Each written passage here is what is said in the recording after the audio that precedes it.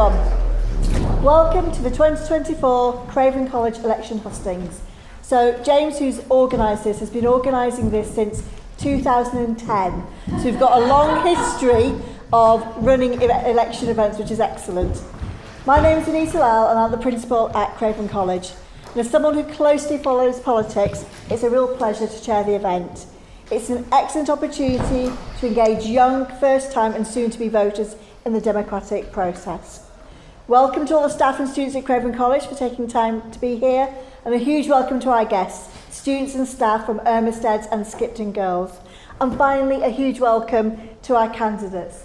So I'm going to introduce each one in alphabetical order, so there's no bias, and then I'll explain the format of this afternoon. So first we've got Malcolm Burks, who's the Labour Party candidate. Malcolm is Head of Design at Rural Solutions. He's a chartered architect with 25 years experience, principally in the education and residential sectors. He's also chairman of Skipton's Community Sports Hub and Skipton Cricket Club. Then we have Councillor Andy Brown, who's the Green Party candidate. Andy is a Green Party councillor on North Yorkshire County Council. He's a retired further education lecturer, a former governor of Craven College, and a former regional director of Young People's Learning for Yorkshire and the Humber. Then we have Simon Garvey from the Reform Party candidate. Simon was a freelance school teacher for 7 years before establishing a business which he designs, develops and distributes software apps for schools with lesson plans for teachers. Then we have Councillor Nathan Hull, who's representing the Conservative Party on behalf of Julian Smith. Nathan is a Conservative councillor on the North Yorkshire Council for Washburn and Bursworth Division. He's also a residential property specialist at Kirby's Solicitors. We also have Ryan Kett from the Yorkshire Party. Ryan's really sorry he can't make it today as he's attending his daughter's sports day.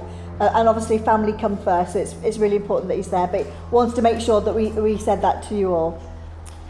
Then we've got Councillor Andrew Murday, who's the Liberal Democratic candidate.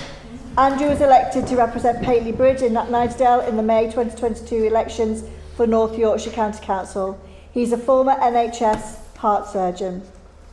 We have Guy Phoenix, who's a Heritage Party candidate. Guy owns a local small business which has offices in Skipton, Ripon and Leeds. He's an engineer by profession, has a degree in this and also holds an MBA. And then we have Keith Tordoff, who's an independent candidate. Keith served as a police officer, a detective and specialist fraud investigator for banks before he became a successful businessman. Keith was awarded the MBE in 2018 for services to businesses and the community. So these are our candidates. The format is that each candidate will be allowed to give a 3-minute speech, and I will keep you to time, I've got my timer. This will be followed by questions that are from the audience. So James has a microphone, so when you want to start asking questions at the end of the speeches, James will come over to you and we'll pick as many people as we can. A polite request to be respectful at all times, but I really do hope there's some good debate. So over first candidate, Malcolm. Thank you. Good afternoon, everyone. It's lovely to be here. There's no doubt about it, right now Britain is in a hole. The economy is flatlining, public services are struggling, taxation is at a 70-year high, poverty is rising.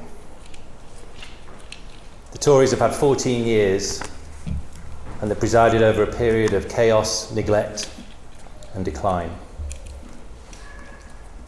During that period we've seen parties in Downing Street, whilst everybody else couldn't attend the funerals of their loved ones. We've seen them crash the economy and send mortgages sky high. And now the Prime Minister seems to think it's okay to leave the D-Day commemorations early to go and do a TV interview.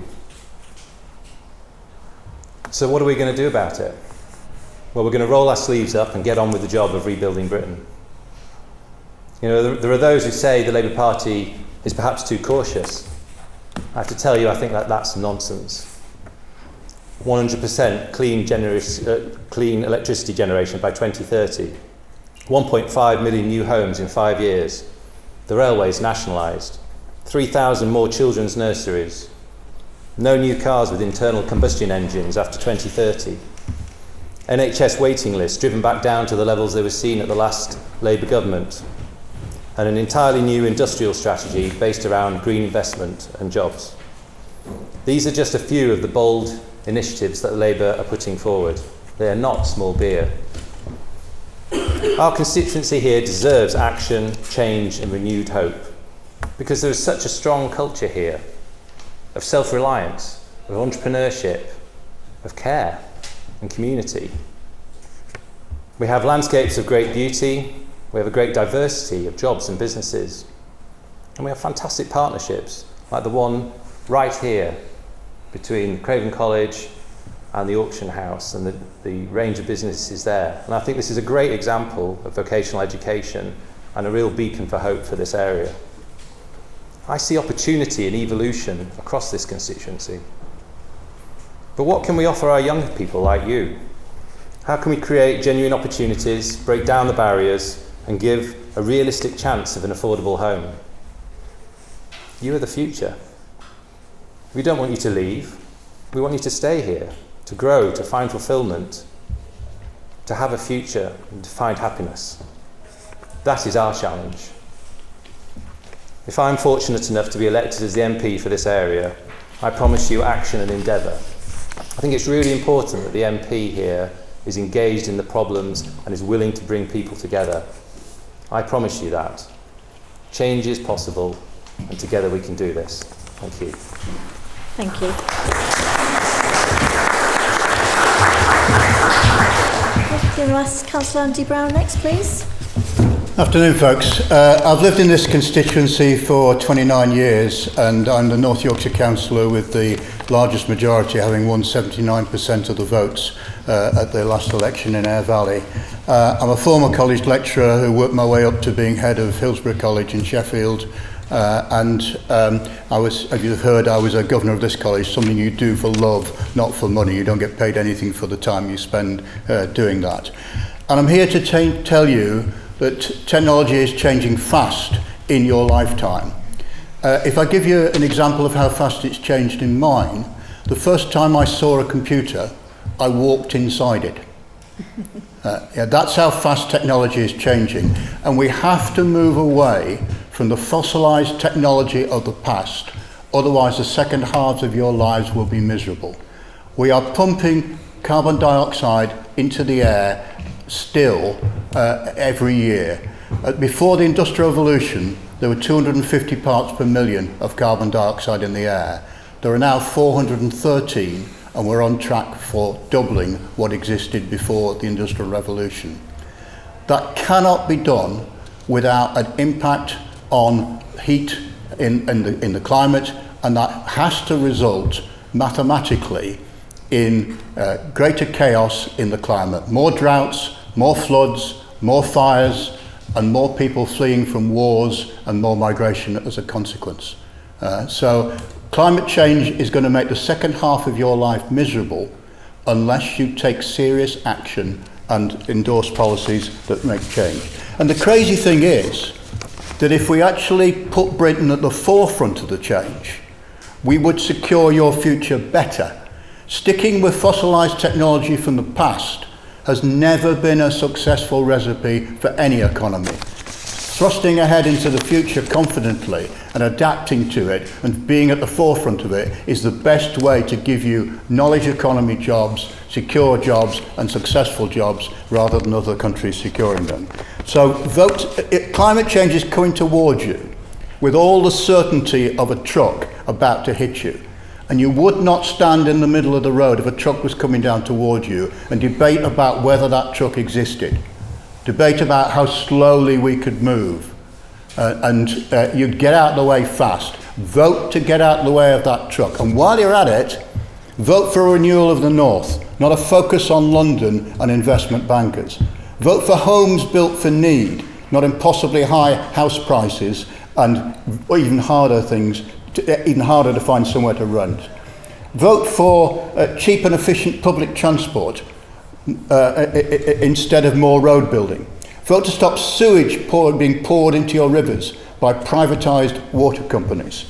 Vote to help local farmers by stopping the unfair trade deals that have been signed by this government. Andy, if I get 3 minutes, sorry. Okay, I will sound off at that saying, just thank you very much. Vote Green in this election. Vote for what you believe in. Thank you.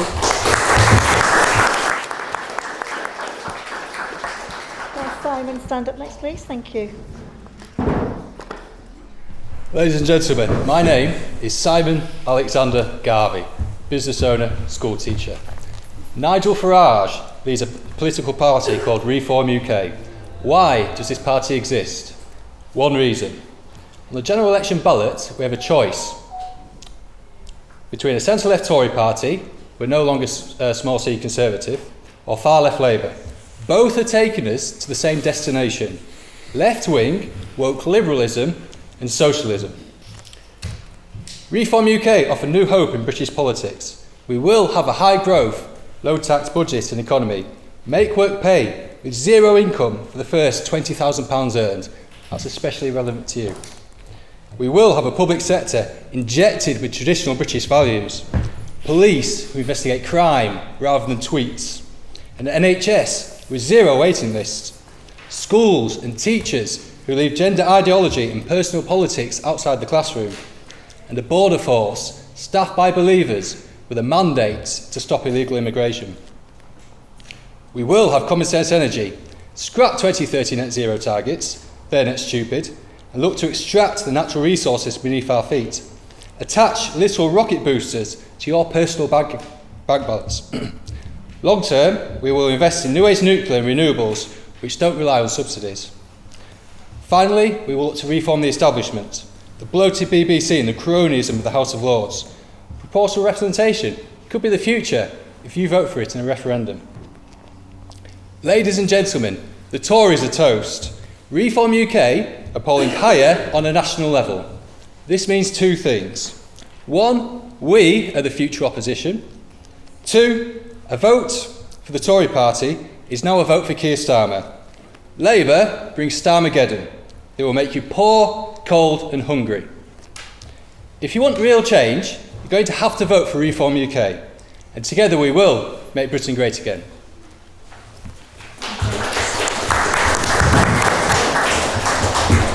Councillor Nathan Hull. Thank you. Well, I'm going to start off by saying, listening to what people have just said makes me quite scared. There's so much negativity going on in the room at the moment, and I don't quite see things that way. I appreciate that things have been very difficult for families and for businesses over the last few years. I've suffered as much as anybody else. I'm a husband and father, and we've got 5 kids at home, so we know the cost of raising a family during these difficult times. But I'll come on to that in a minute. But first of all, I need to give my apologies on behalf of Julian Smith, who's unable to be here today. So I've accepted the challenge to stand in his place. I haven't done one of these before, so please be kind. Remember that I'm somebody's son as well, as is everybody on here. So hopefully we'll all get on with each other. But I'd like to start just by asking, can I have a show of hands? Who is voting in the next general election? Okay. Who is voting for the first time in the next general election? Okay. Who intends to vote in future general elections? Okay. Right, so we have some members of the public and lots of people my age or similar here today, and I don't really want to speak to them now. What I want to do is speak to those people who will be voting in the general election for a first time, or who will be first-time voters next time round. And I think when we stand here, it's very easy for us to stand here and look at you when we're older than you. I'm probably 30 years older than most of you in the room, and think we know best, and think we know what it is that you need and what you want. And part of the reason we're all here today is to listen to what you have to say, and then we'll take that back ourselves, and we'll reflect on it, and we'll speak to people within our own parties about it.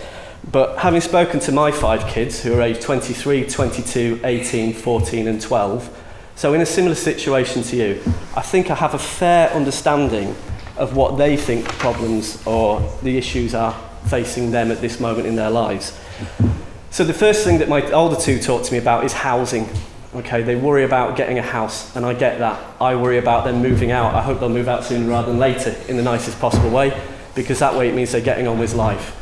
So what the Conservatives are proposing to do is to reintroduce the Help to Buy scheme, which I can talk about later if anyone's got any questions, and also build new homes. But we're all going to be saying that, promising that to you as well, I'm sure. Education, okay?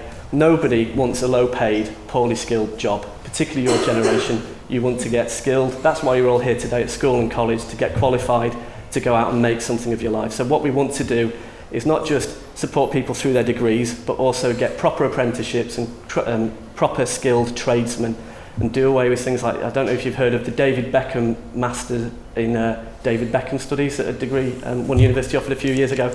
Waste of time, waste of money. Let's get you skilled, let's prepare you for life and going forward. Net zero. So your generation is going to be the generation that suffers the biggest impact on climate change. So we need to sort that out. We can talk about that as we go through the debate today. But what we want to do is do it in an affordable way. I'm going to have to wind up then. But I'll talk about defence and how it impacts your generation more than any other generation later on, if anyone wants to talk about that. Thank you very much.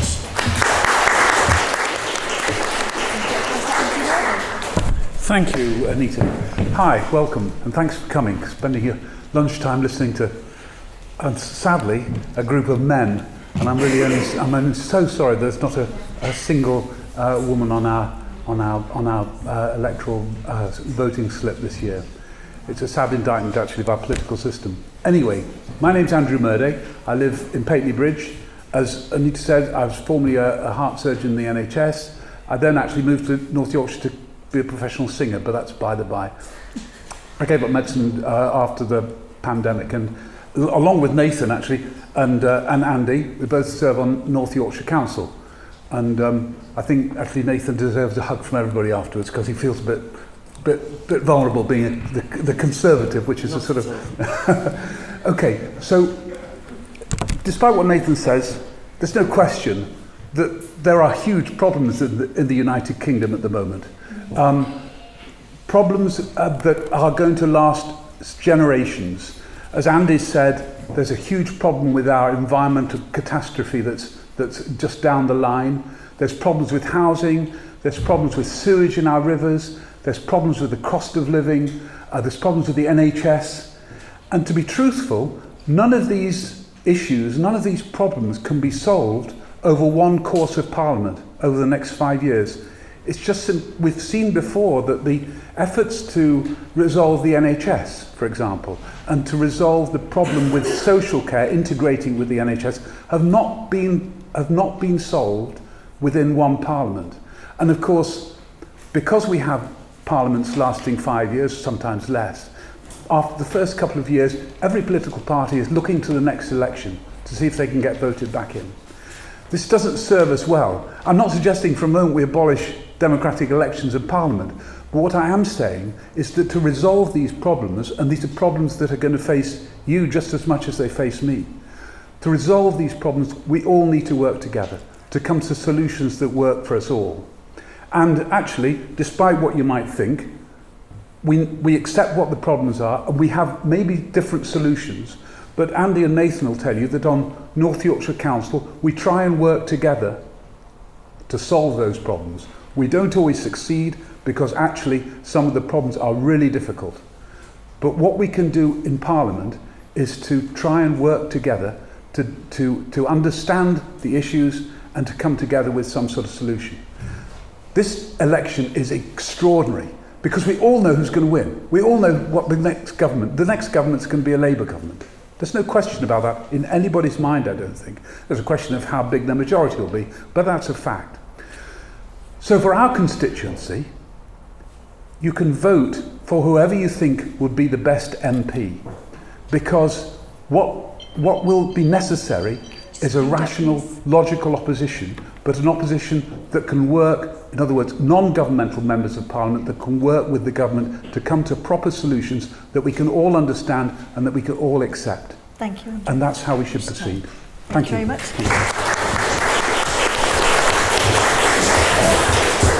Guy Phoenix, Thank you. Good afternoon, everybody. My name's Guy Phoenix from the Heritage Party. You've probably never heard of us, I'm not surprised. We're founded in 2020 by our party leader, David Curtin. We're a socially conservative party, small c. I'm not going to talk to you about our policies. You've all got the leaflet. You can all look at that, and you'll be Q&Aing us later. As Anita said, I'm a small businessman. I started my business in 2008 in IT. I now employ 23 people across our offices in Leeds, right here in Gargrave and Ripon. So I'm not going to talk to you about all of the things that we're going to talk about today right now. Improving education, we've all heard of all the woe that we're in, health and so on and so forth. I'm going to talk to you about 3 things that without them we can't begin to resolve all of the issues we're going to talk about today. So first of all, let's talk a bit about democracy. Democracy, rule of law, respect and tolerance for other people, individual liberty.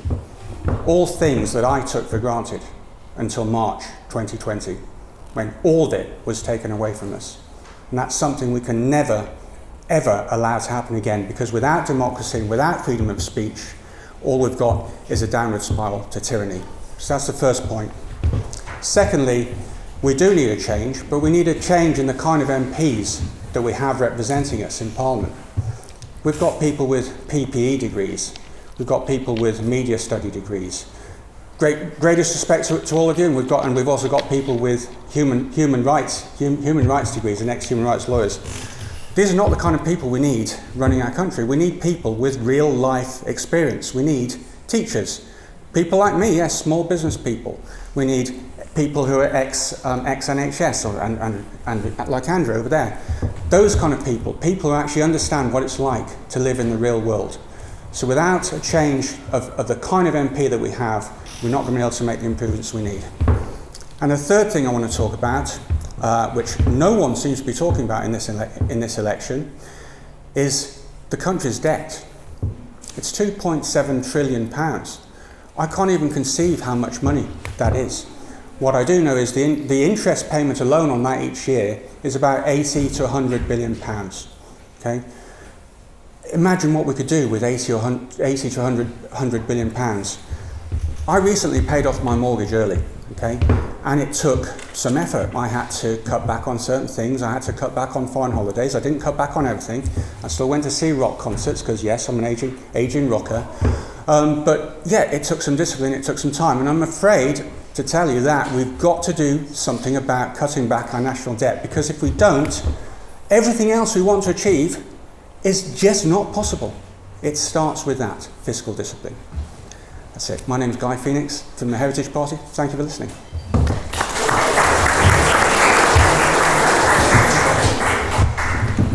Hello and wassalam alaikum.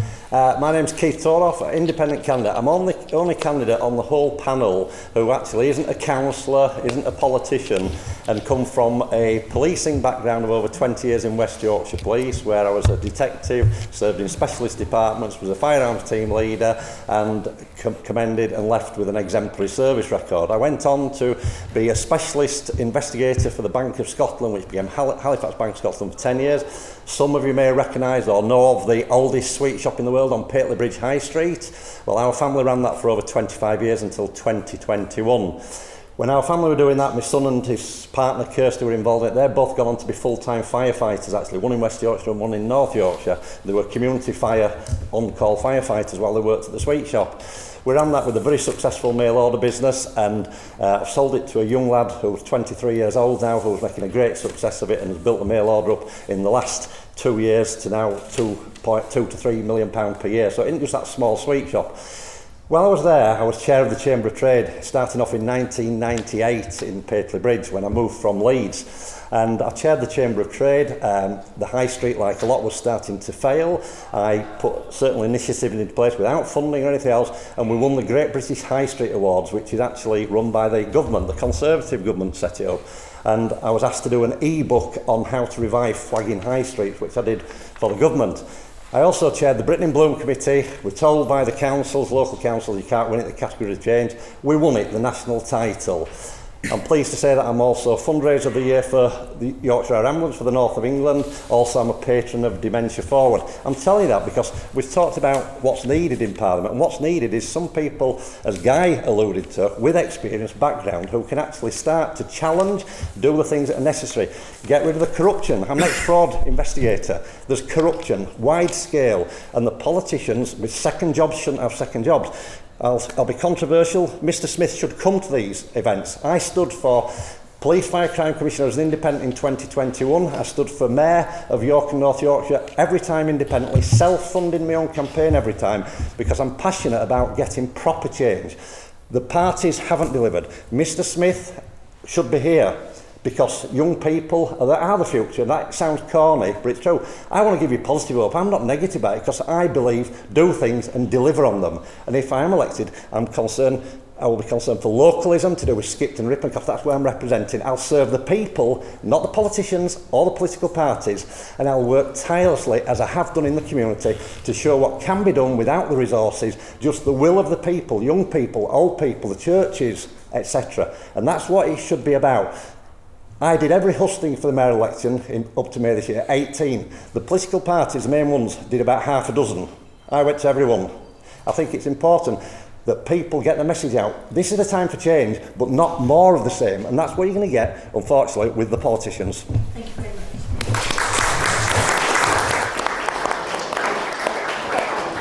So you've heard from all the candidates. So if you have a question, would you mind putting your hand up and James will come round.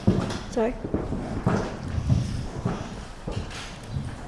Oh, you've got a Beth's here. Yeah, sorry, thank you. First of all, thank you, James, for organising this. It's brilliant. Thank you to all our candidates for coming to Craven College. We're very lucky to have you and hear you pitch. I have so many questions for you all, but I have one question I'm allowed to ask, because there's a lot of people in this room who also have lots of questions. I have lots of friends who like wild water swimming in our beautiful Yorkshire Dales. I'm reluctant to join them because, frankly, the pollution in our rivers is a national scandal. I also read the Iron newspaper. Politics runs in my veins, and they have a great manifesto on clean rivers. It's a 5-point pledge, and I believe a couple of parties here may have endorsed that manifesto. My question to you is, what will you do to help clean up our rivers, and will you endorse the Iron newspaper's manifesto on clean rivers? Excellent question, Beth. Who would like to start with that? Oh, we've got one there. It's okay. And then Andrew. Yeah. First of all, yes, of course, I've endorsed the iPapers survey. Previously, when I stood for Mayor for York and North Yorkshire for this May the 2nd election just passed, I actually was involved in Save Our Swales, which is SOS, which is the river, obviously, as well. And I actually arranged a meeting with the main director of Yorkshire Water to come see me in Little Old Pateley Bridge. Basically, I found out that communities are having to pay for water testing because the water companies won't pay for that testing. It's over a long, long period of time, so people have to raise money, etc. If I'd been elected mayor, which unfortunately I wasn't, as an independent candidate as I am today, I got assurances that that would be looked at, reviewed, working with me, because clearly that's the kind of pressure it needs. It needs a business approach to it, get these people, show them that they need to have some social responsibility, and of course it isn't acceptable. We all ought to be able to go in our rivers, our seas, etc., and it's a national scandal. And ultimately what we need to do is force no payments to shareholders of the privatised companies, make sure that they actually get to a point where they become bankrupt because they're all foreign countries, and then we take them back over again. Water comes from the sky, it should be free for us. Thank you. Yes, thanks. It's a great question, and obviously it's something that's really close to all our hearts, because we have these beautiful waterways that people are pouring sewage into. Of course, it's not just sewage. Where I live in the Nid, there's wash from agricultural sources. There's also heavy metals coming from the ancient mines. I won't go through our national policy because you probably already know that, to really sharpen up the teeth to change Ofwat so that it really has teeth, and to have 100 river inspectors. Personally, I'm part of the NID Action Group. The NID Action Group is a community science group that's taking samples from the River Nid. So I've been up to Sky House and down as far as Loft House, sampling on particular days. And we send that off to look at for contamination, E. coli and phosphates and so forth. I'm actually now, next week, going to do some training to look at insect life over the surface of the water, because that's another indicator of how well the water's being kept clean, or rather the opposite, how much polluted it's become. So I'm personally very closely involved in that, and so is the Liberal Democrats, because we want a fair deal for everybody and a fair deal for our rivers. Thank you. Andy, and then? Yeah, the Aire Valley is the river in the country that's had the most frequent releases of sewage. It had 4,000 releases in 1 year. The Wharf had 2,000 plus. Just a mile from here, there is a sewage farm that routinely releases sewage into the Aire. So I wouldn't swim in the Aire if I had a cut, and that's outrageous, and so I have signed the pledge. Because those water companies, Yorkshire Water, is half owned by a Hong Kong investment firm, 1/3 owned by a Singapore firm, and the rest is owned by an Australian pension company. That's outrageous. When they were created, those privatised companies had zero debt. Zero. Their current debt levels are £60.3 billion. They haven't used that debt to repair the pipes, to build new facilities, to adapt to the amount of housing that's gone into Skipton in recent years. What they've done is they've used those debts to pay those foreign shareholders, and now they're expecting us to put our bills up by 21%. So I say to very clear answer to that, we will not allow them to put those bills up. We will regulate them intensively, and if they cannot make it pay, then they can go bankrupt. We'll take them over and run it publicly, and we'll take it over without paying a penny in compensation. Thank you. Thank you.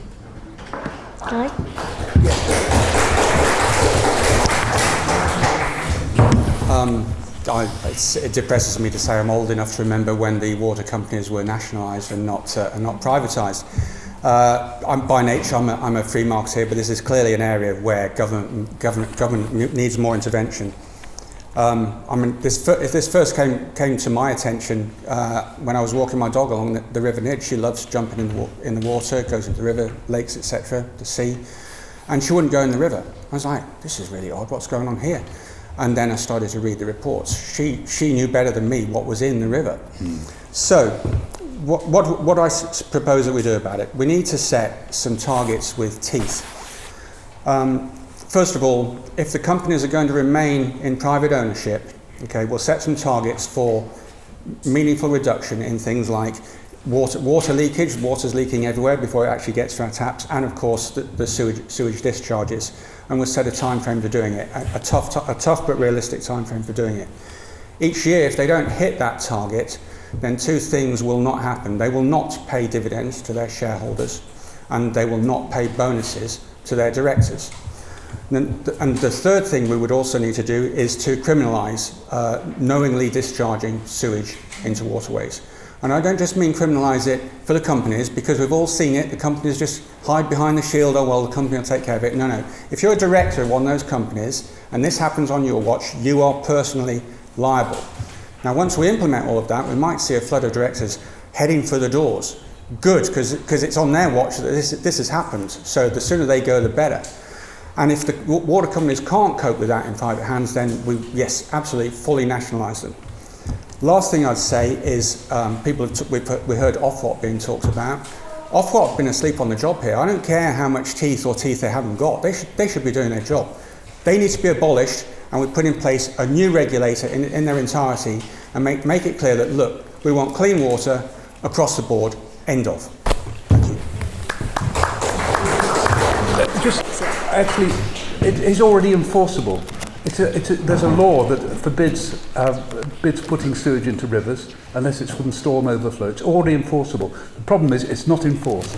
And the reason it's not enforced is because the Conservative government have decimated the Environment Agency, and there just isn't the funds to do that work. But it is enforceable. Thank you. Yeah, and I mean Andrew's completely right about that. And it's clear we've got to get tough on these water companies who've just been abusing this situation and this market power. We see all these huge profits being siphoned off abroad, and bonuses for chief executives and so on, whilst such poor quality in our rivers. Labour Party, has promised to bring that toughness of action. It's going to stop the bonuses for the chief executives. It's going to force them to clean up their mess. and it's going to also bring in independent monitoring so that companies are not just doing their own testing. And I think I'd be absolutely glad to endorse the manifesto that's been put forward by Clean Rivers. I think it's absolutely what needs to happen. And I'd also like to make the point that this is not just about sewage. There is a pollution incident, right now that's been highlighted at Bentham, which and I've been working with local groups, and I'm meeting with the factory owners there next week because of the really serious concerns there is right now about water quality in that area. So this is not just about sewage, this is a whole wide-ranging problem, and we really need to get stuck in. Thank you. Okay, thank you. Well, I don't know if any of you know why water companies discharge into rivers, but I'll tell you, you alluded to it. It's because when there's too much rain, the archaic Victorian sewage system that we have and surface water drains can't cope with the amount of water coming through them. And what would happen is when they get flooded, when you flush your toilet, it backs up into your house and comes out in your bathroom. So that's why they do it. So the question is, we can talk about enforcement, and I thoroughly agree. I don't think there'll be even a cigarette paper between any of us on this panel that something needs to be done. And fines and taking back ownership are things that people can argue about all day. But actually what really needs to happen is to modernise the sewage infrastructure, so that the sewage system can take away the raw sewage in times when it's raining. And what I would want any government to do, be it Conservative government or anyone else, is to actually concentrate on putting pressure on the water companies, rather than threatening them with fines and personal criminal sanctions, is to see what they're going to do to commit to replacing the archaic and outdated drainage system. Because only when that's done will this problem be solved. By fining people, you're not actually changing the drainage system. You can fine somebody, but if they don't come along and change the infrastructure, the problem's going to persist, whoever is in charge of whatever company and whoever's taking a dividend. So that's where we need to concentrate most of all, is channeling money into updating our sewage system so it's fit for purpose, and then we won't have these problems going forward. Thank you. But they're putting sewage into the rivers without there being storms, and they're not having fines for it. The Conservative Party voted against imposing those fines. The Tory member is correct. The sewage systems were built over 100 years ago. They're not going to improve because we have a low-growth, high-tax economy. Reform UK are going to flip that. When we have high growth, we'll have more money to invest in the infrastructure, including the sewer systems. And it's also important to note as well that the population explosion is contributing to this issue. We would freeze immigration, and then from there we would look to develop the infrastructure better.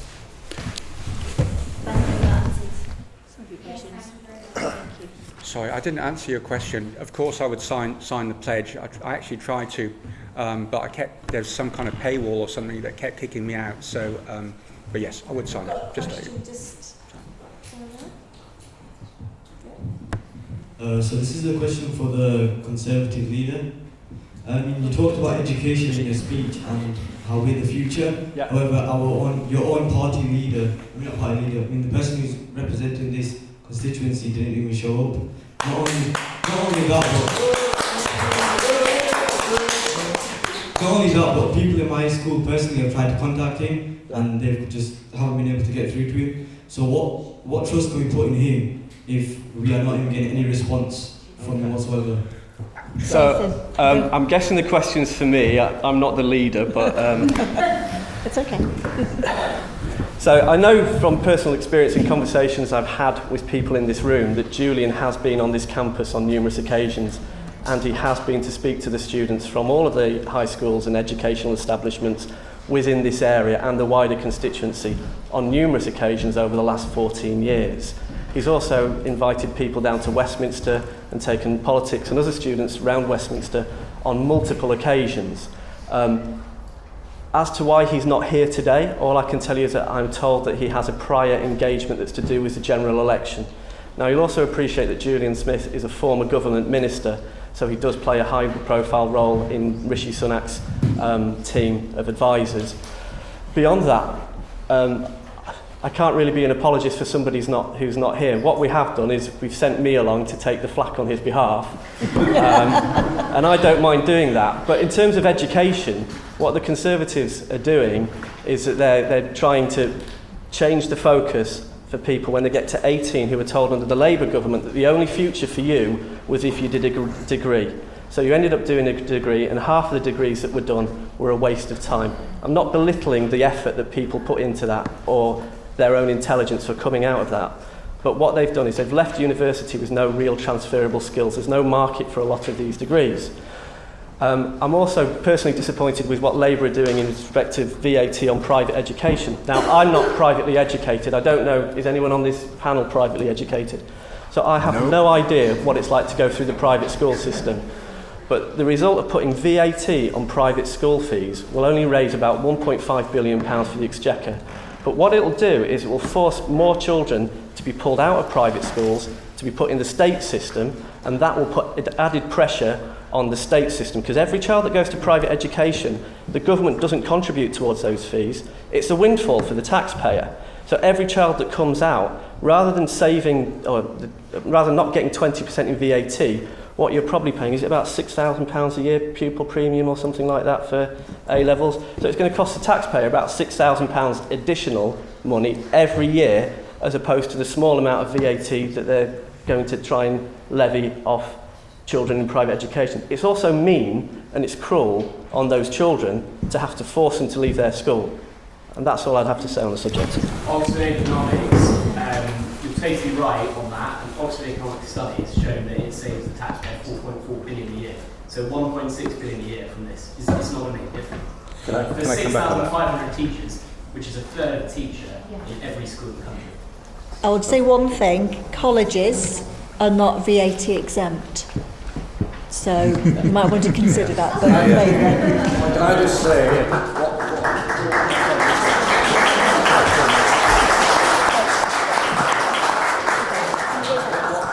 what I would say is, what a brilliant question. I stood for mayor in May this year, and amazingly, there was 18 hustings. I went to every single one, sometimes where there weren't voters, such as at York University, the full audience. I was the only one turned up. And out of 18, the Conservatives turned up to, I think, 5, and the Labour to about 8. They treat people with contempt, and especially young people. So I think that's a brilliant question. And they shouldn't have to have an apologist. They should have somebody here who has the voice. Mr. Smith, we don't know whether he's taking up his second job today because he's got second income. He doesn't have any second jobs. So He's got, I'll withdraw it, but he's got a consultancy with Jamie Bamford in relation to hydrogen, where he gets 6 days a year for £60,000. No, he doesn't. Oh, didn't, right? Okay, if we don't forget. But he certainly did have, and that was public knowledge. But the end of the day, you shouldn't have a shoe-in, a stand-in, whatever the audience is, at a hustings. It needs to be what comes from now. I met Julian Smith in 2010 when he was a PPC before he became an MP. He asked to meet me because I knew the people and the business in the area. And Mr. Smith started off, he's a lovely guy, and he started off, but he's got drawn into that Westminster bubble. And the problem we've got now is they're representing the corporations, they're not representing the people, and we need to get back to that in communities, and that's where I would come in. So thank you.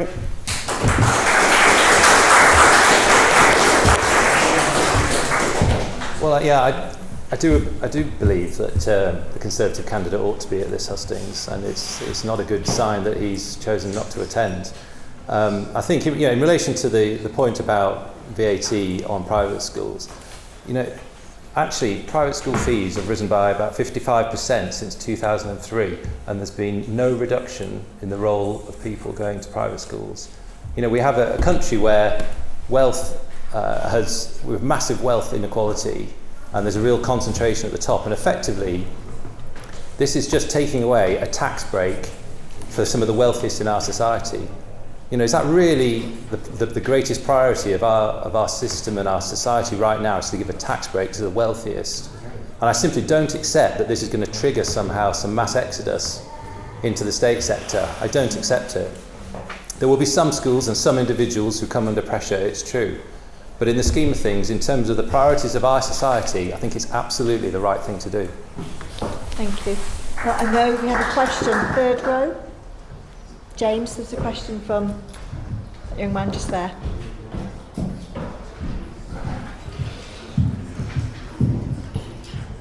Yes, hello. Simon Garvey, at the start you said that you accused the Labour Party of being far left and the Conservative Party of being centre left. So I'm curious, where does that make you stand? Right, okay. That's a very, very good question.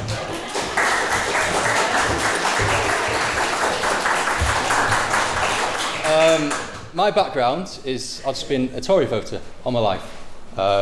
My political goalpost hasn't changed very much, but we've been confronted with very controversial issues. They are testing the Western world to the breaking point, and we are having to do lots of soul searching in our policies and the direction we want to take the country. So with that in mind, I'm just a centre-right, Thatcherite, Churchill. You know, I was a big fan of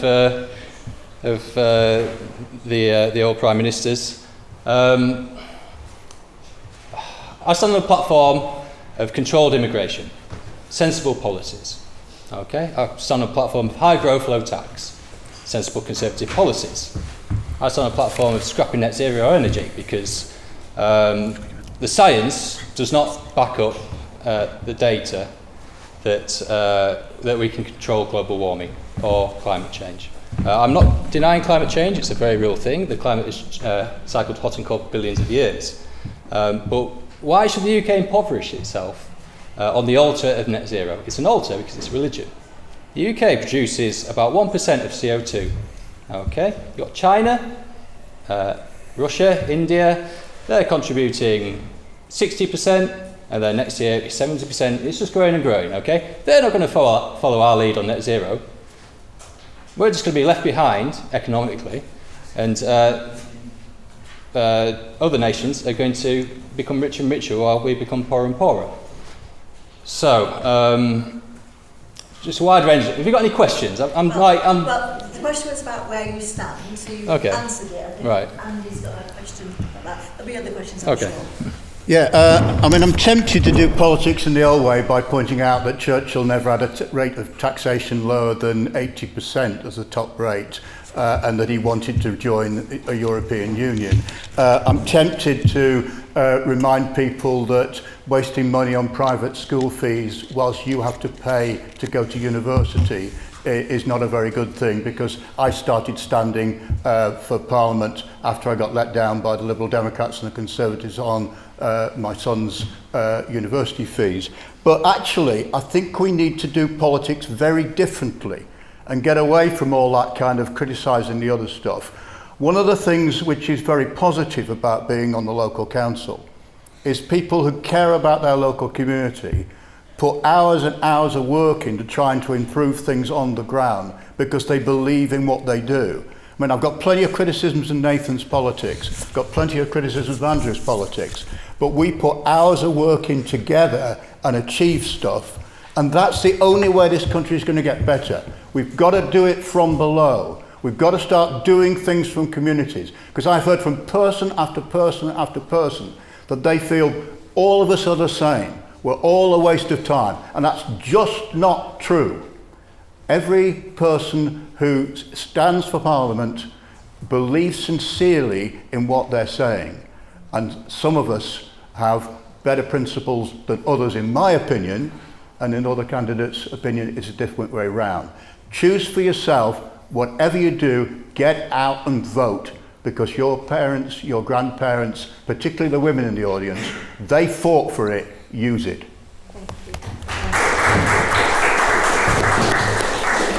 I'm all for consensus, but I think you do have to call out facts. And there are some facts. And the fact is that actually, if we don't change our economy to a green economy, we will suffer economically.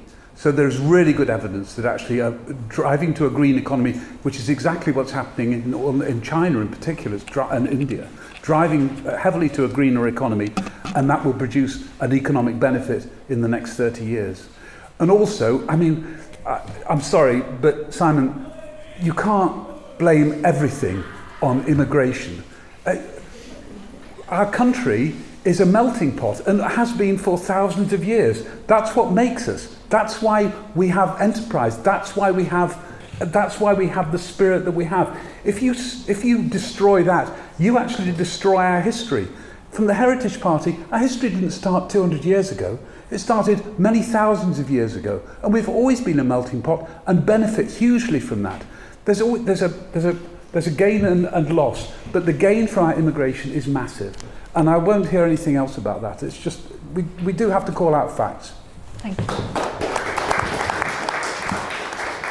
Can we ask a question right at the very back? Who's not asked, I know you've asked this one before, so right at the very back.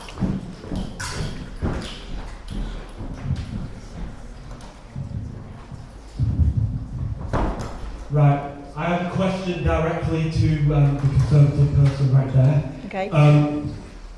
There is so many problems with this country, from top to bottom. We are labelled as the second most miserable country in the entire world.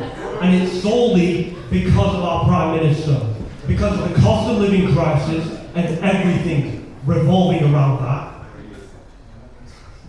What's the question? And the fact that he is trying to make 18-year-olds go to war, why should we do that?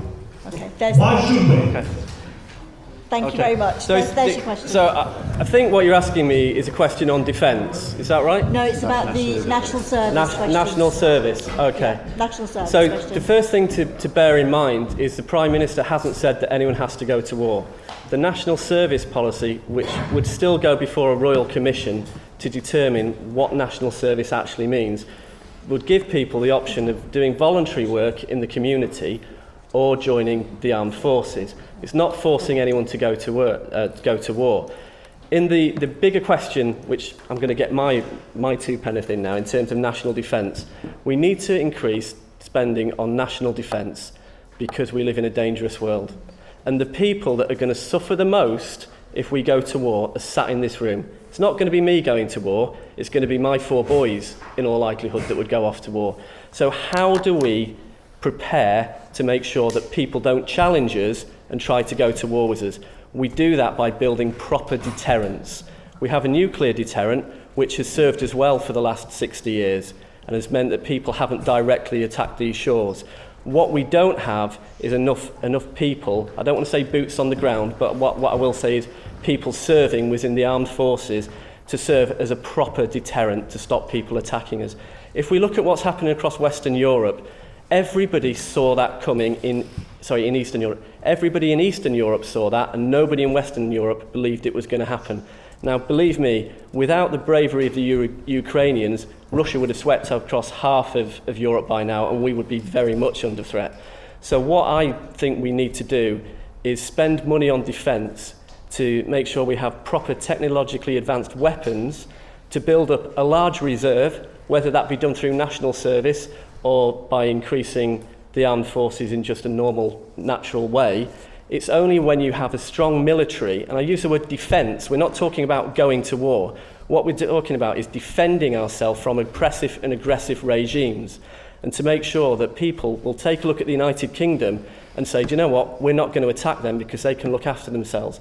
And that's the only way that we can be sure that your safety will be secured in the future, because let's be real about this. Nobody on this table is ever going to be asked to go to war. But if things don't change and we don't strengthen and we don't scare people from attacking us, there's every chance that a lot of you in this room, men and women, will be asked to go and fight on the front line. And that's something that none of us want to see happen. So if we spend now on improving our defences, not on our war capabilities, on our ability to defend ourselves, then that will secure your future. Thank you. So I've got Andrew, Malcolm, Andy. Everyone wants to come on this. So the question's a good question, because actually the Conservatives put out this idea of national service as a dead cat, to distract from all sorts of other things. I think they haven't worked out the economics of it, because the economics of it shows that it costs a huge billions of pounds, which is not returned. It was just a nonsense. However, I do want to talk a little bit about internationalism, because the way to manage our affairs with regards to other countries is with international cooperation. And there's all sorts of ways in which we can do that, which have been denied us to an extent by the current government, which has turned their back on all sorts of international organisations. And that's the way we move forward to retain world peace. Sorry, can I just say, how do you negotiate with Putin and autocratic regimes? Okay, so what you do is you have a mass that is able to negotiate. You have a sufficient body of people, and it's no good just acting as a single But that's the single United country. Nations, and they don't Nathan, do anything. I don't think I interrupted you. Okay. Yeah, let's just be polite. I don't think I did. So the difference is stark. If you have just one country negotiating against Putin, clearly that's not going to work. You need to have international bodies, and we can feed into those international bodies. That's what we've always been good at. Churchill and Thatcher were great supporters of the European Union. Churchill, we set up the United Nations, we set up the European Court of Human Rights, we've set up all these international organisations, and sadly, your government and some of the other people here on this table want to leave those organisations. It's quite wrong.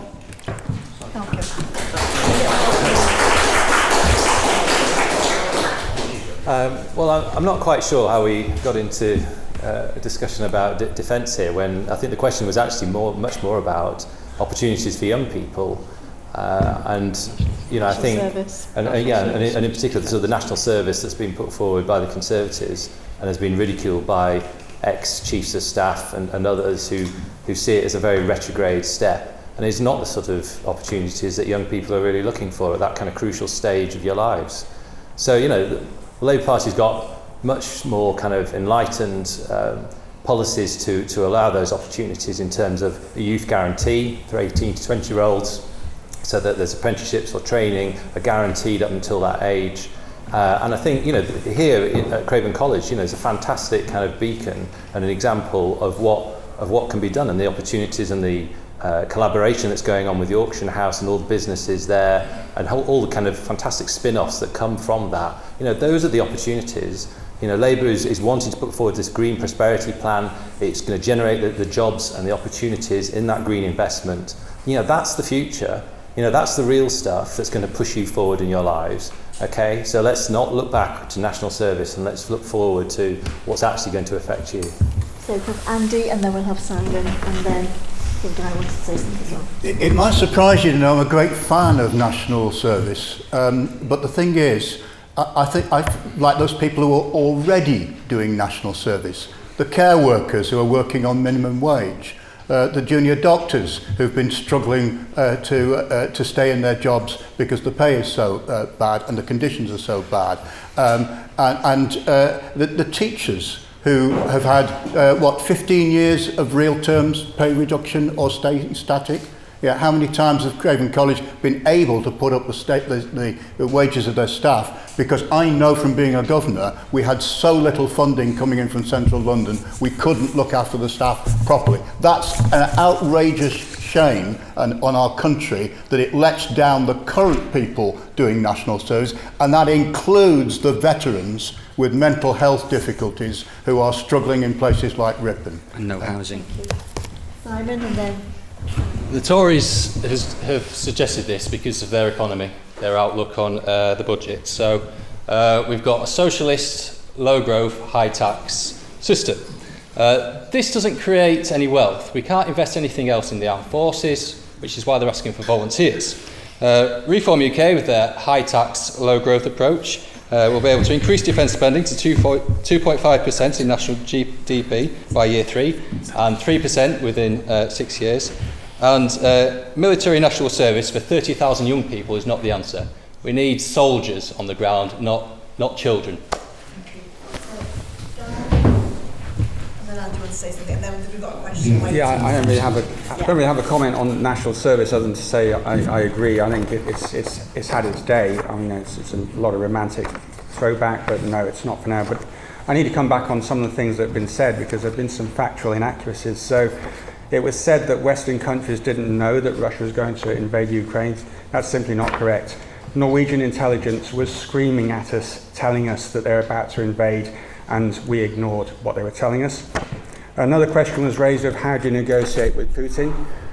In April 2022, there was a peace deal on the table, and Putin was ready to sign it. And the deal was very simple: pull back from Kiev, and then we'll sign the deal, and it'll all be over. So he did. He pulled back from Kiev, and then Boris Johnson went over and told Zelensky not to sign it.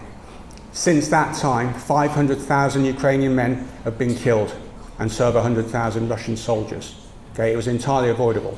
And only 10 days ago, on the eve of the peace conference, which bizarrely didn't include Russia, Putin said, here's a peace deal. Now, the terms weren't palatable to the West, but that's okay. I work in business. Very simple principles in business. If you're selling, you're going high, and if you're buying, you're going low. Putin had offered a negotiation. Now, he was counting on us rejecting his offer, which of course we did. What we should have done is say, fine, we'll have a peace talks. We're not agreeing to any terms at this point. What we need is everyone pull back their forces 5 miles and stop chucking missiles at each other, and then we'll talk. Everyone stop. Sort of goes to the questions. I'm conscious that we want more questions. So thank you. I could go on about it. Sorry, the answer to this is going to have to be quite brief. I know you have to go. I'm a shortage of teachers. I need to go teach year 9. So there's a lot of policies around controlling immigration and removing so-called woke policies. How does this fit with you campaigning for more representative government when you want to remove representation within society? So who's that for in particular, or you don't mind? We'll ask before. Yeah? So you want? Reform. Quick answer, knowing that they have to leave. So. Short answer. Reform are committed to traditional British values, but that includes inclusivity. We're not going to exclude groups, be it race, gender, or political ideologies. We want to be inclusive in everything that we do. And that includes the jobs market, it includes opportunities for education, whatever else you can think of. I'd love to have a conversation rather than lecture to you, because I think, you want to go in depth. Can you come and see me at the end and we'll have a chat? Okay. They're about to go, so that won't be possible. But I'm sure they'll invite you to come and speak. But can we have Andy and then Nathan? Yeah, just a very quick word on immigration. There are 3 types of immigration. The first is international students, enormous numbers of them. Every single one of those international students brings in more foreign currency to this country than selling a luxury car abroad. They pay over £30,000 in fees, and then they pay their living costs here. That is a vital export for this country that we cannot afford to lose. We cannot do without that form of immigration. Second form of immigration are immigrants who are coming in to our hospitals and our care homes. When I got treated for prostate cancer, I was diagnosed by a long-standing immigrant. Well, I was treated by a long-standing immigrant, and the nurse who looked after me was descended from long-standing immigrants. So we need more people of certain kinds working in our society, and we need to welcome them. The final group are those small boats, which amounts to 46,000 people a year, and you could stop that tomorrow by opening a processing centre in France and in foreign countries, because who on earth would get on a boat to come here to sit in a barge if they could go to a processing centre in France and get their decision made there? We are obsessing about immigration instead of treating it practically and thinking with our heads. Thank you. Nathan. So the first thing to say is immigration is a good thing. Particularly after World War II, this country was rebuilt on the backs of people that came from Commonwealth countries over here to start a new life, but also to help rebuild this country. And I don't think anyone can argue that there hasn't been enormous benefits, and there won't continue to be benefits for this country to welcoming people to come here, to resettle with their families and do work. When you look at recent immigration figures, sometimes people overlook that this country it still continues to be a welcoming country. So since 2022, we've allowed 175,000 Ukrainians to come and live here, as we should do, and allowed them to work, and that's the right thing to do. Since 2021, we've allowed people from Hong Kong who are under a strict communist regime to come and live here, because that's the right thing to do, and to resettle, so these people can have a future and a life. And whilst we haven't allowed enough people, in my opinion, from Afghanistan to come here, we have allowed 25,000 people from Afghanistan to come here over the last few years. So that, within the last 4 years alone, amounts to 500,000 people who, rightly, we've allowed to come to this country for various reasons. I think immigration is a good thing. What I struggle with is uncontrolled immigration and illegal immigration. And if there's a better way of processing people's applications, then that needs to be looked at. But can you imagine if you're sat in Afghanistan and you're sat in a queue and you want to come here and you've been serving in the British forces and you're waiting for your visa application to go through and you're watching the news and you do see some boats coming over with people coming from France, which is a safe country, and risking the lives of their own family and their children drowning, you must despair watching that. It's not fair on those people that want to follow the due legal process and come here through the proper channels. So I think we need to control immigration, but we don't need to end it. We shouldn't have zero immigration. We should always have immigration because people bring benefits to this country and we all benefit and it's a better place for it. Thank you. Thank you very much for coming, Skipton. Hi girls, thank you. Okay. We've got a question at the back, and then again that gentleman who has asked the question before. Oh, there is one, yeah, that's fine. Oh, sorry, yeah, that's fine. I just want to ask you a question about the economy.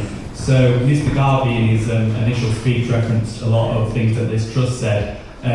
Low tax, high growth economy, for example, and fracking. So I want to particularly pose to him, why does he think it'll be different when he tries to implement it? And then to the wider panel, what are your policies to help local levelling up in the local constituency? Yeah, fantastic question. So Liz Truss had a really great plan with Kwasi Kwarteng. It was a great plan, it was poorly implemented. She had bad advice from the civil service regarding pensions, and she tried to rush it through too quickly. She tried to rush it because she had limited time frames. Reform will have a full 5-year term. Okay, we're doing it in a measured way, and it's all properly planned out in our manifesto. Any other questions about that? No, okay.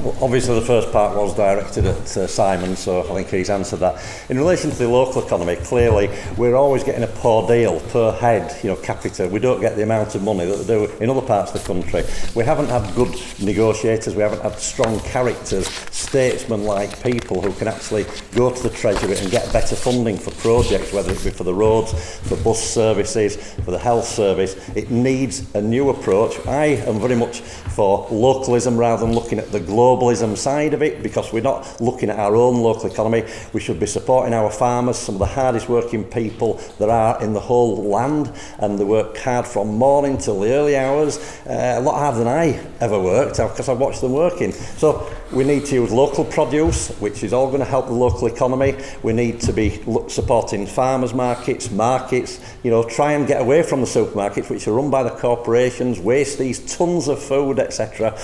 They give some to the food bank, but it's about 10%. So we need to start being harder. We need independent voices in Parliament who are actually going to be strong enough to stand up to it, because unfortunately Mr Smith, I keep saying, really nice guy, but I haven't exactly seen a startling character, conducting or asking questions or being strong enough in Westminster. So it needs that. Locally we can actually do so much more, and I come back to that fact that it's surprising, with the will of the people, young people, older people in the community, we mustn't abandon these people. They can contribute so much, and that's what I've always tried to involve in them, whether it be in Bloom groups, whether it be in business groups, whether it's to do with charity, and that is where we need to start to look after Skipton and Ripon and start, some of the questions you're asking about the bigger picture, and I didn't answer in relation to the national service idea, and the point is the government are using propaganda to get this into the mindset of people, because in the longer term these lunatics will take us to war, and an eye for an eye leaves us all blind. So that's no good. We need to start talking with people. We need to talk with these, if we're talking on a national basis, world leaders getting peace. Every war ends up in some kind of peace deal. So just finally, localism rather than globalism. No farmers, no food. Let's start supporting local things and delivering on the ground. And that's what I'll do if I'm elected as your independent MP. I'm glad you asked that question, because I've been burning to talk about this business of low tax, high growth. Of course, it's a nonsense. Low tax leads to low growth, and that's exactly why Truss's regime failed. I mean, I'm sure a lot of you study economics, and you know that the Laffer curve, which is what the right-wing economists describe to promote that argument, that if you reduce taxation, you get growth. It was disproven by Republican economic advisors 25 years ago, and nobody's come forward with any evidence that it works. So it's just a nonsense.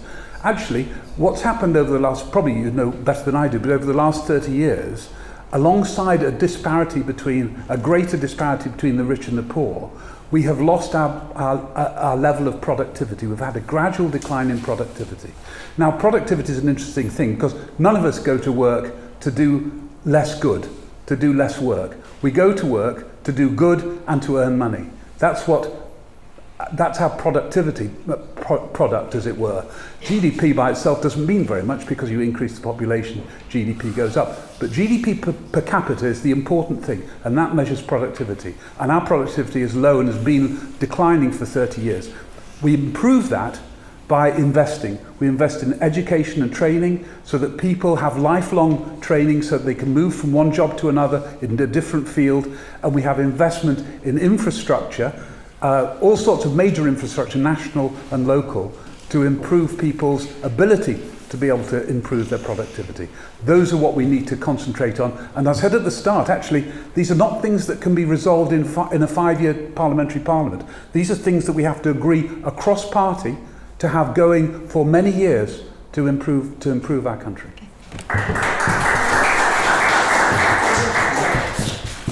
Yeah, great question. I'm a local small business owner. It won't surprise you to know I've got a few ideas on this myself. So I've got friends and family who are farmers, and so they tell me everything that's wrong and everything they think that needs fixing. So here are a few ideas. So I've had to write them all down. I can't memorize them all. One of the things we want to achieve is to become 100% food self-sufficient in 10 years. Presently we're 46%. That's just crazy. So we need to invest in our farmers. How do we do that? We end subsidies to encourage food growth. Pay farmers to produce food, not meet climate targets. Would increase the total budget of the UK agriculture by £1 billion and restore direct payments to farmers from DEFRA. On a wider picture of small business, we're over-regulated and suffocated, so we need to do something about that. We'd want to look at replacing business rates with a levy on all businesses, whether bricks and mortar or online. We'd look at reducing VAT as well, which is a drag on small business. And you know, for British businesses, buying off 100% other British businesses, we'd give them a break on their corporation tax as well. So just a few ideas. So we're going to have Malcolm and then we're going to have Andy. So yeah, in terms of levelling up, you know, I think it's clear that it's really had very little effect. You know, in reality, we've seen most of the investments still go to the south. You know, things like HS2 and Crossrail, massive investments down there, but actually we've just not had the fair share of the investment in this area. You know, a Northern Rail project, you know, and real investment in that would have been an absolute no-brainer, wouldn't it? And those are the things that we need to fight for in the future, and Labour is committed to a much fairer distribution of funds and a devolution of power to the regions so that we get that regional approach to investment. I also think that there's other ways that, you know, that we need to be supporting local businesses. So for instance, at the moment the competition between local, say, high street businesses and online retailers is simply not fair. There needs to be a reform of the business rate system so that you know, there is fair competition, because at the moment that it's just completely disproportionate, and the online retailers are often able to work under completely different tax regimes. And then we've got to seek out, you know, an area like this has got to really work out, you know, what are the businesses of the future, where are the growth opportunities, where, you know, what can we work on that we can sell to the country and to the world. And you know, that's partly about partnerships like we've had here with the auction house and the kind of private sector partners there. It's partly about green jobs. It's partly about the future of farming and horticulture. You know, horticulture, what a massive growth area for food security and jobs, you know, going forwards. And it's offered, you know, right here as a skill. You know, what an opportunity. So that's the future. That's what we've got to invest in, and Labour will do that. Thank you. Andy? Yeah, one of the daftest things to do in economics is to try the same thing and expect different outcomes. And quite clearly, Liz Truss's wild experiment was a complete failure. And it is astonishing that the Reform Party are suggesting doing the same thing of cutting taxes without paying for them. It's economically irresponsible, and we've already heard how dangerous the debt level is in this country. Instead, what we should be doing to help this local area is starting the investment programmes from the north. My party was the only party to be wise before the event about HS2. We spent £67 billion on maybe connecting Old Oak Common a bit faster to Birmingham. We could have done so much better if we'd have invested that money in rail connections across the north. It takes 2 hours to get from Skipton to Manchester. If we got that Skipton to Cone line in, or did it via the Helifields connection, we could be so much better connected, would help our jobs, help our prosperity. So let's spend it on things that are sensible and needed, not waste money the way this government has done. Sam's just going to come back. Right, thank you. Socialists will always say it can't be done. It can. We're going to treat the economy like a business. We're going to save £5 in every 100. Just by doing that, we get 50 billion a year. We're going to get the Bank of England to stop paying interests on quantitative easing. Quantitative easing reserves is basically bonds, and it's creating money out of thin air. Europe and the US don't charge interest on money that they create because the Bank of England can never go bust. So it's just sensible business decisions. Another way we can grow the economy with high growth, low tax is by scrapping net zero, all the subsidies associated with it. If we scrap it, we're not going to affect the climate change. It's not, the temperatures aren't going to go higher or lower. So basically, we're going to look at the budgets in a really business-like manner and cut the waste, and it can be done. Okay. So, as someone that went to school with Liz Truss, I have to say I'm not an advocate of Trussonomics, and neither is Julian Smith. And Julian campaigned on behalf of Rishi Sunak against her in that election, and so did I.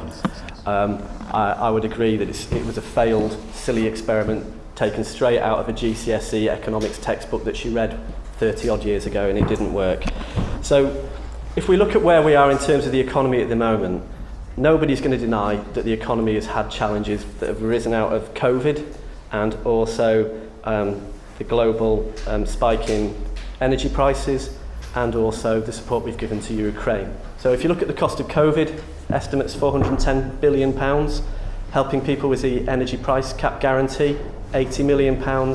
The Ukraine is about £12 billion at the moment and is still running. So that is £500 billion that we've had to find over the last 4 or 5 years that no government has had to find outside of the Second World War. And that's been the case across the globe. And inflation has hit every country in the world. So the way to deal with it and to get the economy growing is to bring inflation down. Inflation's back down at 2% now, which is where it needs to be. And what will you find if inflation comes down? Debt interest goes down. So the cost of financing the national debt, did someone say it was about £100 billion a year? So that £100 billion, the national debt, the interest we pay on it is roughly 7.5%, which is equivalent to RPI.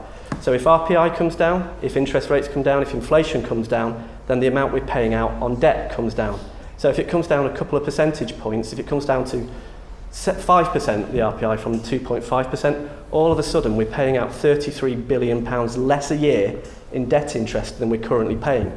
So the plan Rishi has is working. Debt interest will come down, will fall. And then what we need to do is look at reinvesting that money. We need to reduce the national debt and at the same time take some of those savings on debt interest and allocate them to infrastructure spending going forward. Was there something about well, we've got time levelling for up? One last question, if that's okay. Yeah. Is that okay? Yeah. So one last question. We've only got a few minutes. So it has to be a short question. Can we have someone that has not asked a question? I think behind there. Thank you. Sorry.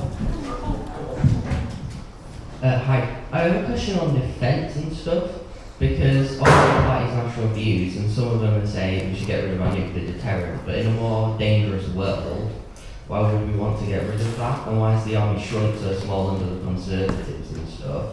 It's been shrinking since the Cold War. I mean, I understand it shrunk after the Cold War because we didn't need it to be. But now with the world getting a bit more dangerous, we kind of do need it to be. Okay, so... And on the NHS, which no one has mentioned really. Okay, so we've got 2 questions there. We've not got much time. So which one do you want to answer? Do you want to talk about the NHS or do you want to talk about defence? NHS. NHS? Well, it's a question from... You want to ask about the NHS. What are they going to do to make the NHS better? Yeah, they're like sort of like what Reform said, whereas with the NHS is that if you sort of privatise, so like if you could afford to go private, you should go private, whereas if you can't go private, then you get the NHS. I don't know, did Reform say something like that? I can't remember. But yeah, just NHS. So what about the NHS? What are the parties going to do to make it better for people? Yeah. Okay. So so everybody wants to jump in this. I'm just going to do it in order of line, if that's okay. Can we keep it short, please? So if we start with this end and then end up that way. No, this way. Sorry. Yeah, as you mentioned, Reform have got a fully costed plan for the NHS. If you can't see a GP within 3 days, you go private, free at the point of delivery. A consultant within 3 weeks and an operation within 9 weeks. We would end the doctor and nurse shortages by enabling a zero tax policy on doctors and nurses for the first 3 years. That will keep them in the profession. If they stay on for 10 years, then all their student fees get wiped out as well. So basically what we're going to do is we're going to try and maintain the levels of staff that we've got, make sure we don't lose doctors and nurses abroad or into the private sector, and from there get the waiting lists down. Thank you. So the NHS has suffered from huge numbers of reorganisations year on year. Do you know that actually there are doctors who are looking for jobs but they can't find them? There are GPs out of work, and the reason is there isn't enough money in the NHS to pay their wages. So I don't know whether you heard on this morning's news, there's a GP who is actually teaching GCSE rather than working as a doctor because he can't find a job as a GP, simply because there is not enough money in the system. It needs more money. It needs to be reorganised so that it's combined with social care. And one other thing, junior doctors, the government have expanded the number of places for people to study medicine, but actually there are not enough places for medical graduates to go into their foundation year one. There are not enough places because there's not enough money, and that leaves an onus on the doctors that are working in hospitals, which is why they're leaving in droves. Thank you. Thanks. Well, clearly, the NHS needs that extra investment, and Labour is going to bring that forward. It's going to close the tax loopholes. It's going to stop the non-DOMs with their tax advantages, and it's going to put that money into things like 40,000 new appointments per week, new mental health staff, better integration with the National Care Service. So we haven't got that problem with the bed blocking when people are needing to be discharged. And then there's a whole kind of dentistry side as well, to the NHS, of course, and the need there is for reform in dentistry, so that there's more appointments available that people can get to an NHS dentist. There's so much for that needs to happen, but without a kind of wholesale reform, but working with private sector partners where it's appropriate, so that we get much better outcomes going forward for people. Thank you. Okay. I was interested to hear you mention private sector there, because one thing that people don't realise, or maybe don't take into consideration, is that we're already heavily reliant on the private sector in the pharmaceuticals industry for research and development of medicines and drugs. Without the private sector, we wouldn't have come up with the COVID vaccine rollouts quickly, and it would have taken a lot longer to come out of COVID. What we need to do is have a grown-up conversation. We have an ageing population. Once you get past the age of 65, you're more heavily reliant on the NHS. 40% of what the NHS spends is on the over 65s.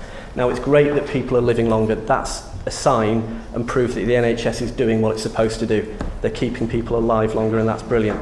But what we need to do is consider how we can better use the private sector to make things more efficient. I'll give you one quick example. I had an operation on both of my feet about 10 years ago, and I've never used private sector for anything, but I was having it through Harrogate Hospital, and they referred me to the Duchy Hospital in Harrogate, which is a private hospital. It was paid for on the NHS by the same consultant who was working on a Saturday at the private hospital. He told me that hospital did the operation for £1,500, and it would have cost £6,000 to have it done in Harrogate District Hospital. So when we can do things like that and we can use the private sector to be more efficient, we should do it, but we need to support the NHS, and we all need to invest in it. Nobody's going to lie about that. Thank you.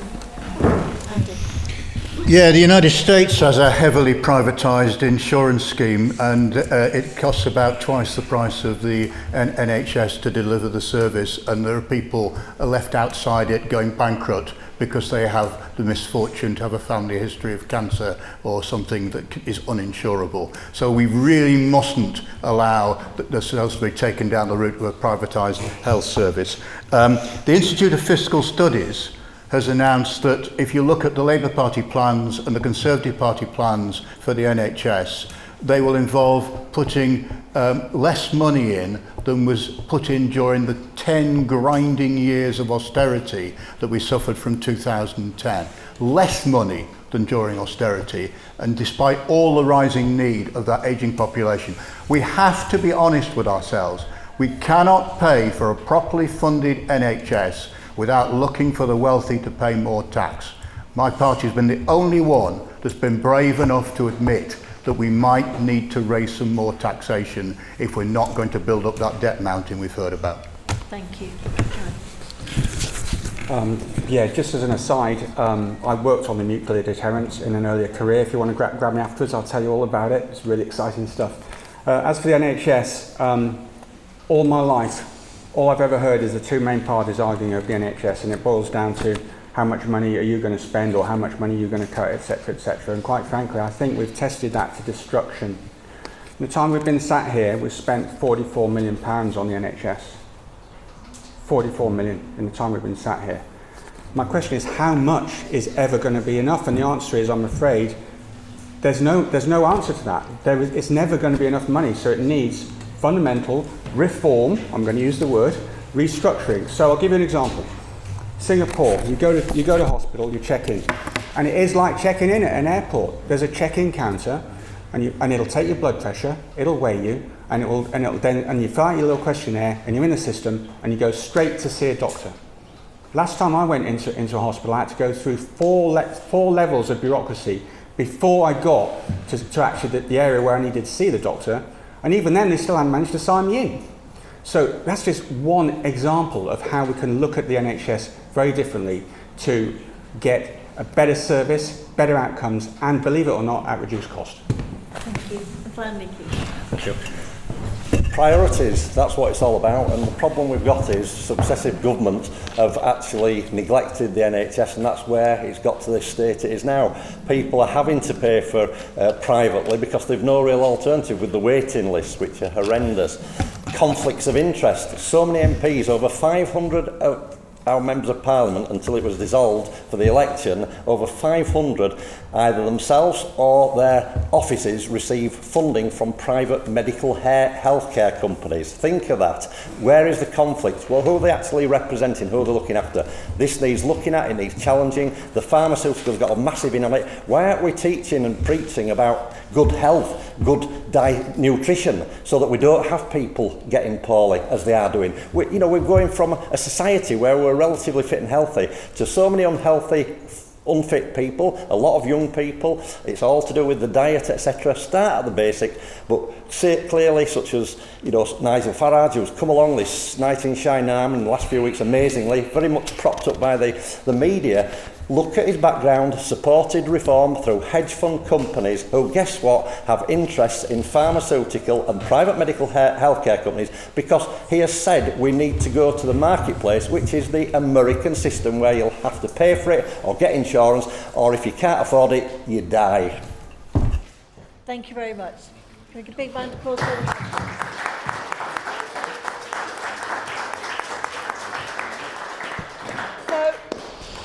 I want to say thank you to you, the audience.